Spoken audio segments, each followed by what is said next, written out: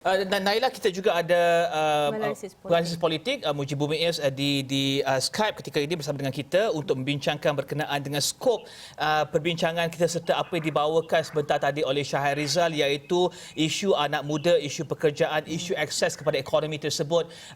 Mujibur juga ada pergi melihat kepada apa yang berlaku di Sabah. Apa yang Mujibur sampaikan yang mungkin tidak dicerap oleh media-media sosial, luahan hati bagaimana mereka akan mengundi dan apakah yang terbuku di hati mereka ketika mereka akan pergi ke kawasan pembuangan undi tersebut untuk membuang undi. Apakah di dalam hati mereka? Adakah isu kata-kata politik, adakah isu naratif antara Sabah Sarawak, antara Sabah dan juga Persekutuan, dan juga adakah ia adalah isu perut, isu poket kosong? Apakah isu yang paling utama yang akan dipertimbangkan oleh anak muda terutamanya ketika mereka membuang undi pada hari ini? Okey, baik. Terima kasih ya. Semalam saya ada menghadiri beberapa ceramah-ceramah saat akhir lah, dan saya berkesempatan untuk bertemu bual dengan beberapa pengundi dan juga jentera-jentera parti yang ketika itu giat untuk menghabiskan tempoh berkempen yang tinggal beberapa jam saja. Jadi kebanyakan pengundi-pengundi yang saya bertemu ketika itu sedang berada dan mendengar ceramah-ceramah parti yang sedang berjalan, semua menyatakan bahawa tidak tahu untuk memilih siapa. Mereka seolah-olah berada di dalam dilema untuk siapa yang dipilih. Kerana barangkali mengikut cerapan saya, mereka itu berpendapat bahawa sudah terlalu muak dengan keadaan politik yang ada. Mereka juga melihat calon-calon yang dipertandingkan itu sama-sama seimbang, memiliki karakter, personality yang juga boleh dikatakan baik. Ada juga yang melihat calon-calon bebas lebih berpotensi kerana mereka ini lebih rajin dan kerap turun padang, dan ada juga yang melihat bahawa tidak suka kepada calon tetapi suka kepada faktor personality pimpinan tertinggi parti-parti tertentu, dan mereka berharap pilihan kepada ini kerana mereka melihat kalau beliau ini menjadi ketua menteri maka negeri ini akan bertambah baik berbanding calon yang dipasang di peringkat parti yang diwakili oleh personality tersebut. Jadi itulah antara yang kita boleh nampak bagaimana selera pengundi yang ketika ini sedikit berkeceramuk, tetapi saya boleh membuat generalisasi bahawa memang faktor calon menjadi pemberat utama dalam konteks pengundi untuk memilih pada hari ini. Cumanya kalau kita boleh agregasikan bagaimana cerapan saya pergi ke Sandakan, pergi ke Kunak dan juga berada di Ladatu ini, memang jelas isu-isu pembangunan, isu-isu ekonomi itu menjadi isu yang paling dekat dengan pengundi, di mana lebih mengejutkan rata-rata pengundi tidak mempedulikan hal-hal yang berkaitan dengan isu-isu nasional ya. Mereka berharap bahawa isu-isu pembangunan, jalan raya, air, ya, elektrik yang ada macam biskut katanya, sekejap ada, sekejap putus. Jalan raya yang ketika ini masih lagi teruk keadaannya, walaupun PAN Borneo itu sudah pun berjalan, tetapi sudah berjalan pula terganggu sekejap kerana pertukaran kerajaan.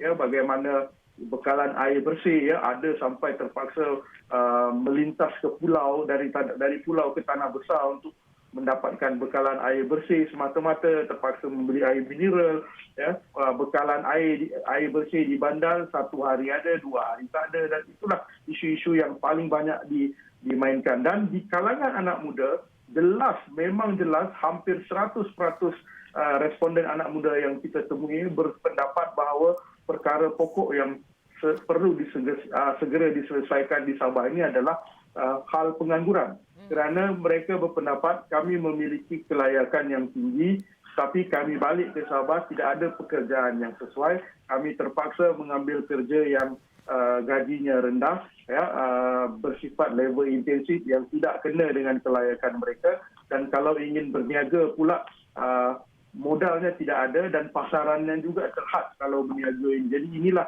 isu-isu yang melatari PRN Negeri Sabah pada kali ini sepanjang cerapan saya 2 minggu berada di Sabah. Baik, Mujibu, saya perlu tanya tentang ini tentang isu katak politik yang dijadi perbualan. Kita dah bincangkan dengan selebriti Daphne Aiking, salah seorang anak Sabah yang ada menyatakan kebimbangan berkenaan isu katak politik ini, dan dalam kajian Yusof Ishak Institute juga ada juga menyebut berkenaan dengan sentimen trending on social media berhubung dengan katak politik. Tapi kita nak dengar dulu kebimbangan ini yang disuarakan oleh Daphne Aiking kepada kami berdua pagi tadi. I would like to make you all think a little bit about tengok kalau aku punya kandidat tu betul-betul dia buat kerja dia kah? Apa yang dicakapkan 2 tahun lalu kan dia bilang okey saya akan buat ini, dia buat kah betul-betul? Kalau dia buat bagus, kau kasih on saja dia. Ataupun kalau dia kurang, kalau dia pak turut saja kan dia pak turut kan menuruti dia punya parti yang dia represent, and then macam dia macam ragu-ragu sikit mau tolong kau because atau membangunkan daerah kamu kan oleh kerana fakta-fakta dia terikat. Jadi itu macam kau kena macam think it over lah guys. If you're still a little bit confused about choosing your candidates, I think that's something that you wanna. That's the first thing I would do if I was there. Okay. Daphne, you were there masa PRU 18. Kita tahu hype masa PRU 18, PRU ke-14 ni. PRU ke-14. 2018 ni masih hype dia masih kita tengok semua orang seronok nak menunaikan tanggungjawab sebagai pengundi is a very exciting time untuk kita semua. Tetapi hanya selepas 2 tahun lebih rakyat di negeri Sabah melalui pilihan raya sekali lagi, apa pandangan macam Daphne ni? Takkah ini macam dirasakan satu cabaran juga sebab you ada tempoh hanya 2 tahun lebih saja. Dan itu adalah dikatakan oleh Daphne.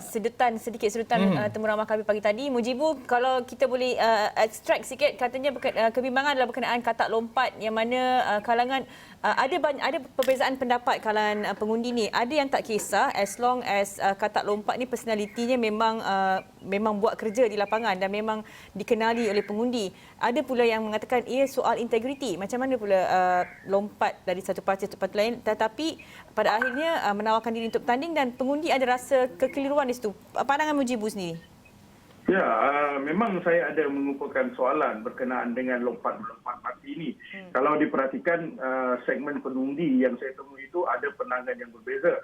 Kalau pengundi yang senior, mereka berpendapat ini lumrah dalam politik Sabah dan mereka juga berpendapat bahawa lompatan yang dilakukan itu sebenarnya bagus kerana yang melompat itu bukan melompat kepada parti kerajaan kepada pembangkang, tetapi menjadi dari pembangkang kepada kerajaan, di mana kalau menjadi parti kerajaan, pembangunan, peruntukan, projek itu lebih terjamin.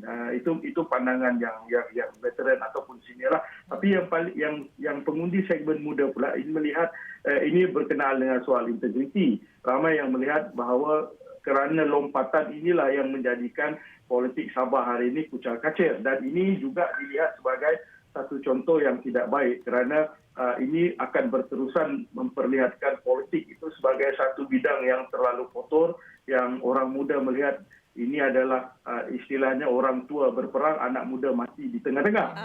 Jadi itulah pandangan-pandangan terhadap politik di Sabah itu. Tetapi sebenarnya kalau kita amati pengajaran sebenar daripada lompat-melompat ini adalah satu, iaitu rakyat Sabah pada hari ini harus mengundi secara solid, memberikan mandat kepada mana-mana parti yang diinginkan untuk menubuhkan kerajaan supaya parti yang menang itu memiliki majoriti yang kuat untuk membentuk kerajaan yang stabil. Kerana pengajarannya, kalaulah hari ini keputusannya masih lagi terpecah ataupun ada parti yang memenangi dengan majoriti yang sangat nipis, maka kita akan menyaksikan acara lompat-melompat secara berjemaah ini akan berulang lagi dan mungkin akan mengakibatkan politik Sabah terjerumus balik ke dalam kekalutan politik yang sedia ada.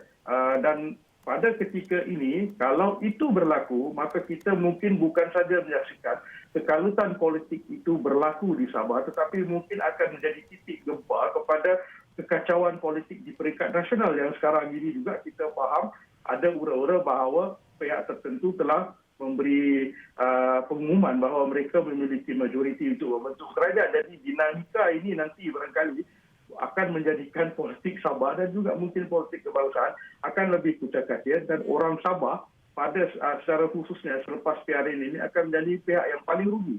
Itulah yang saya boleh perhatikan. Dan Mujibu, mungkin Mujibu boleh lihat diri Mujibu sebagai seorang pengundi, sebagai seorang pengundi di N62 silam. Dan juga bagaimanakah Mujibu melihat jumlah 6 orang di satu-satu kawasan, ada 7, 8, 9, 10 di sebuah-sebuah kawasan tersebut, di sebuah-sebuah DUN. Apakah keseluruhan politik yang wujud bagi ataupun dari kacamata pengundi pula, kerana ada persatuan ataupun ada gabungan ini yang dibuat dalam masa yang sangat singkat, orang tidak tahu siapakah yang mereka harus undi.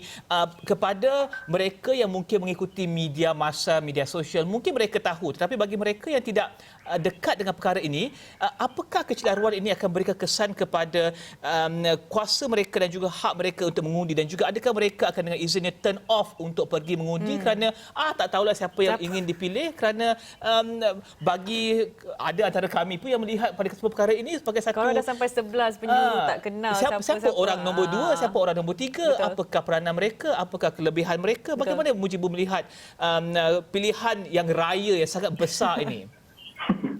Ya, itulah betul Rizal. Itu antara kebimbangan saya kerana semalam saya sempat mendekati lebih kurang dalam 8 ke 9 orang yang saya interview dan bertanyakan perkara ini. Rata-rata mereka melahirkan kegusaran bahawa siapa yang kami nak kena pilih ni. Kalau kami pilih calon A, kami rasa parti dia tak bagus. Tapi kalau kami pilih parti A tadi, calon B ni tak bagus. Jadi kecelaruan-kecelaruan itu sehingga kan menimbulkan sedikit keletihan dan akhirnya menjadikan mereka kecewa dan fed up untuk keluar mengundi. Itulah yang berlaku sekarang ini. Malah ada juga yang saya bertanyakan tentang apakah faktor calon ketua menteri antara Bung Mokhtar, antara Datuk Seri Hajiji, antara Datuk Seri Shafie Apdal bakal menjadi faktor untuk orang keluar mengundi tanpa melihat calon. Sekiranya calon itu tidak ada satu pun calon yang menjadi kegemaran mereka ataupun kena dengan selera mereka untuk dipilih. Mereka juga mengatakan di peringkat ini pun sama juga kan. Cuma mereka cakap kalau dipilih orang A atau orang B, orang C, nanti dia akan bergabung dengan parti sana dan dia akan jadi kucak hati juga. Jadi perjalanan ini menjadikan kita kata pengundi seolah-olah merasakan politik yang berlaku ini dan pilihan raya yang sedang diadakan ini bukanlah jalan penyelesaian yang sewajarnya kepada politik Sabah ini, disebabkan pengalaman mereka dengan memerhatikan kekacauan, perlompatan, tikam belakang sebagainya yang menjadikan mereka seolah-olah macam terlampau letih dengan politik di Sabah ini. Jadi pada pandangan saya masih lagi berharap bahawa perkara-perkara ini hanya mungkin menjadi sentimen sementara ketika sedang mempertimbangkan. Tetapi pagi ini mereka bangun segar dan masih lagi berharap bahawa undi mereka masih lagi penting dan keluar mengundi dan meneruskan apa juga pilihan mereka di kotak undi itu nanti. Okey, kita ada soalan daripada Naila, rakan tugas kami di Bilik Berita. Naila, teruskan.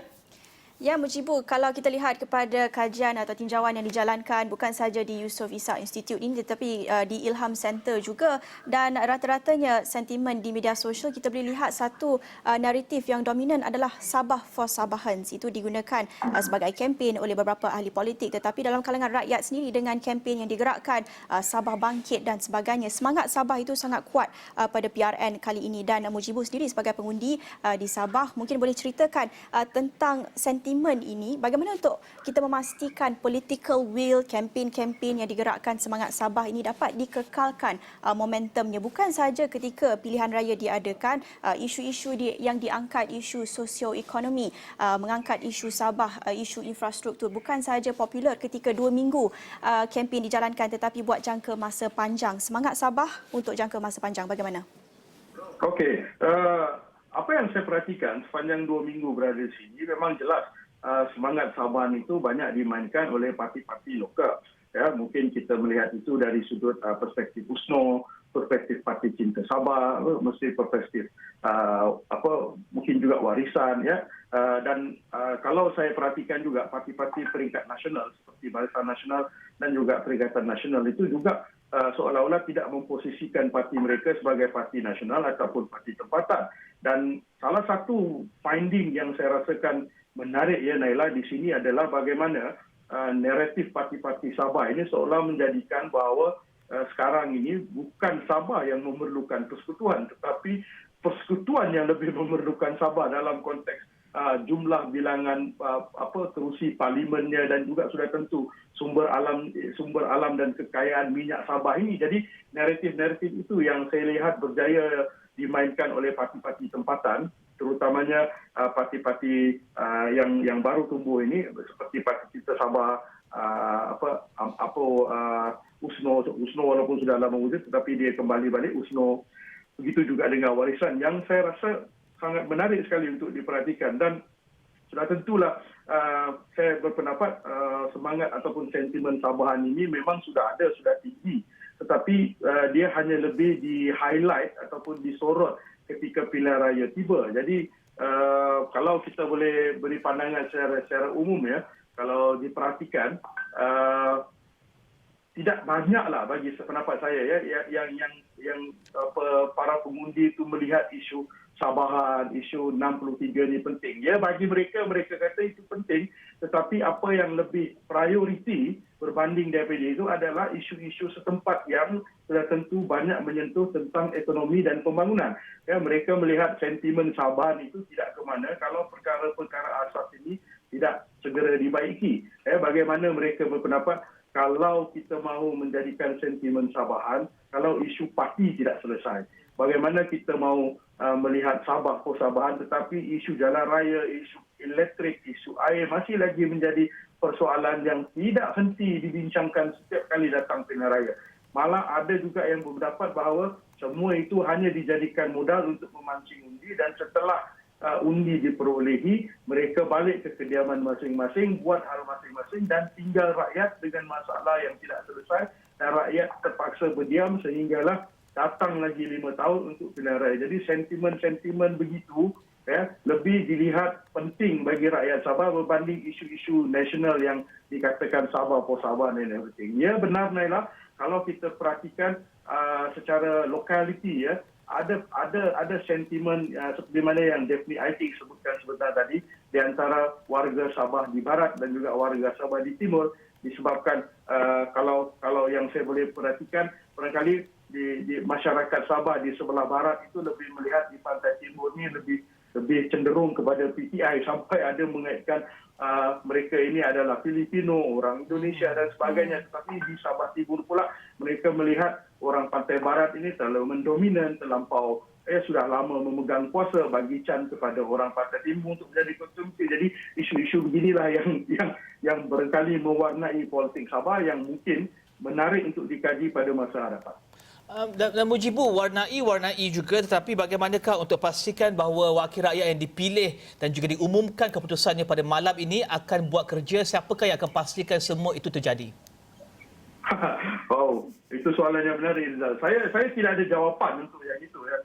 Tetapi sebenarnya rakyat Sabah ini sudah bijak untuk menghukum. Sebab itu kalau diperhatikan kepada kajian-kajian yang telah dilakukan, memang faktor calon menjadi selera utama ataupun kita kata kriteria pertama yang dilihat pengundi sebagai untuk mengundi. Sebab itu kalau kita lihat mana-mana calon yang bertanding akan sentiasa dinilai dari sudut sumbangannya, sentuhan peribadinya, rajin atau tidak dia turun padang, apa impak dan apa tanda mata pemerintahannya yang dibawa kepada kawasan itu. Sebagai contoh, kalau YB itu banyak buat pembaharuan, ada jalan ya dilakukan sebagai contoh di kawasan Silam dan juga Segama ini banyak kampung-kampung setinggan yang tidak digezetkan ya. Apakah YB itu mampu mengeluarkan geran kepada mereka? Dan kalau ini berlaku, sudah tentu mereka ini akan mengundi mereka semula dan terus menjadi wakil rakyat di situ. Dan kalau itu tidak berlaku,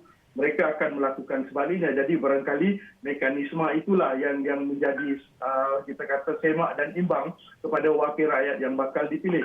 Kerana akhirnya kalau itu tidak berlaku, selalunya mereka akan tidak mengundi calon itu kalau dia dicalonkan pada pilihan raya yang akan datang. Okey, terima kasih Mujibur Muiz yang ketika ini berada di Lahad Datu ya Mujibur? Ya betul. Saya Okey, nanti kita akan terus bersama dengan Mujibur dalam jam-jam akan datang untuk mengetahui perkembangan terkini berkenaan dengan Sabah memilih. Bagi anda yang baru mengikuti perkembangan kami di Astro Awani saluran 501, anda juga boleh ke prnsabah.astroawani.com dan juga lihat lapor langsung